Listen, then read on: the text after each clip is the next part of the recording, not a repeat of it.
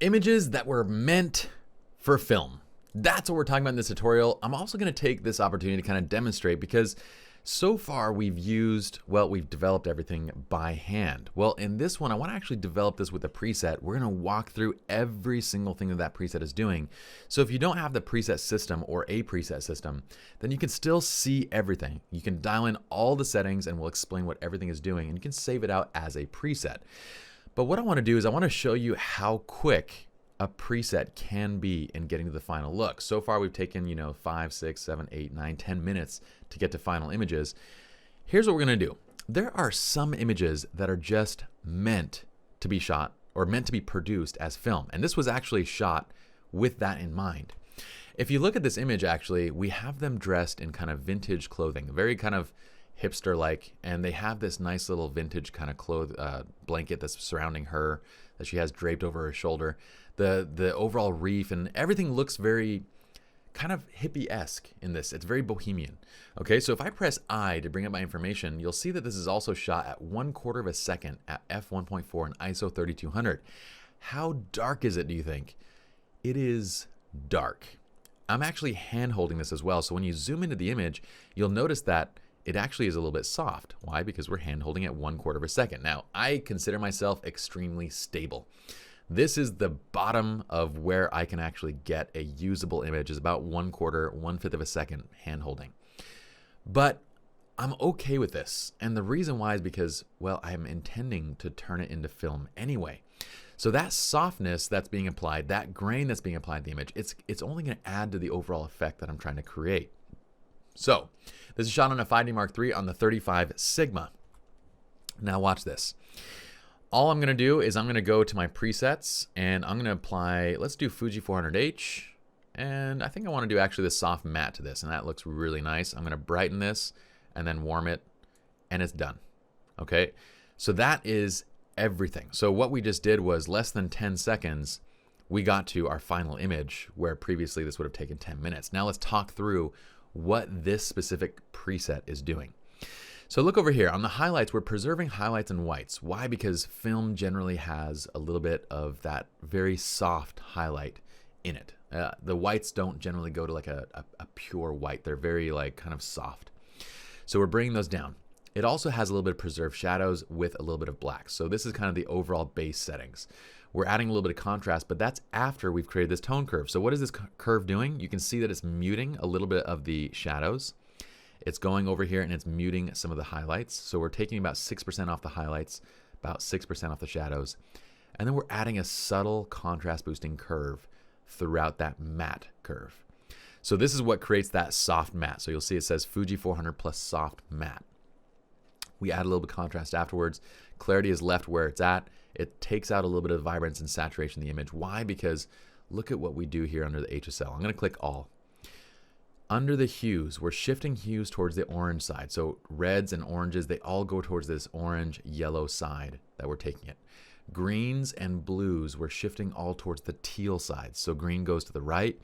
The blues are going to the left towards that teal side. Fuji 400H is known for that pastel kind of teal look, and that's what we're creating here by adjusting these hues. Purples are going more towards the magenta side. Same thing with the magenta, more towards the red side actually than magentas. Okay, saturation we're pulling down on the reds, down in the oranges, down in the yellows, down in the greens significantly to -50, up in the blues and aquas and purples, and then down the magentas.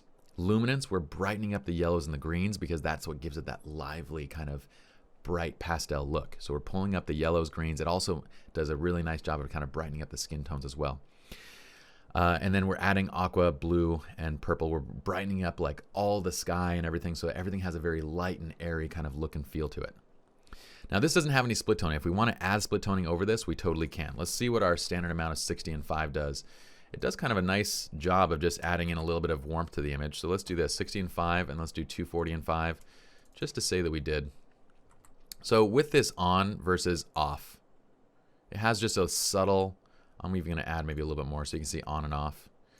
Has that subtle bout of a little bit of kind of warmth that it's adding to it. So we can add another color over this if you like. Okay, sharpening is set to 0.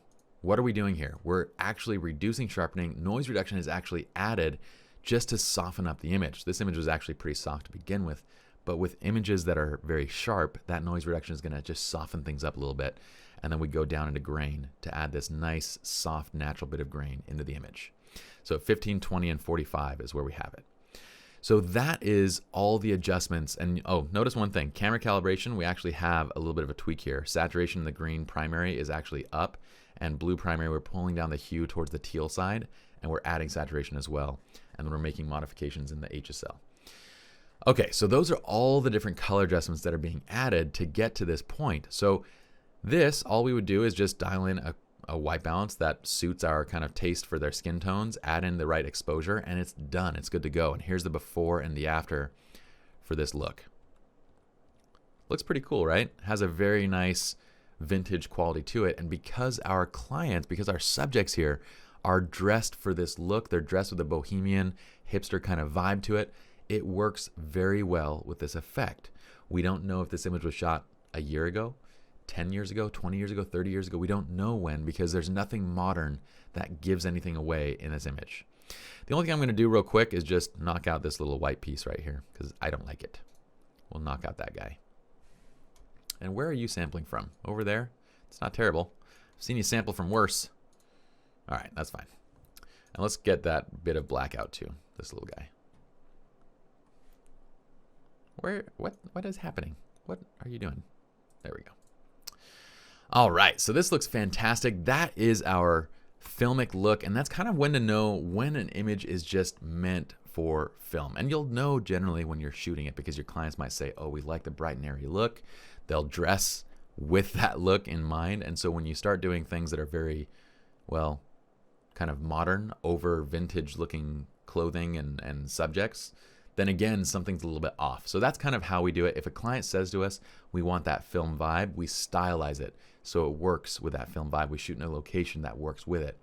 And hopefully from this, you also saw the speed in which presets can help you out. And to learn more about the preset system, we have these available in the store. If you have the entire collection, it comes with them. And the presets themselves have 20 to 30 videos just to get you running at full speed so you can know exactly what things do before you apply them. We designed the entire system to be very easy to use, very intuitive. There's a 30-minute learning curve that will help you to get an idea of what everything does, and there's plenty of tutorials after that to help you get the most out of everything. That's it for this video. Let's move on to the next one.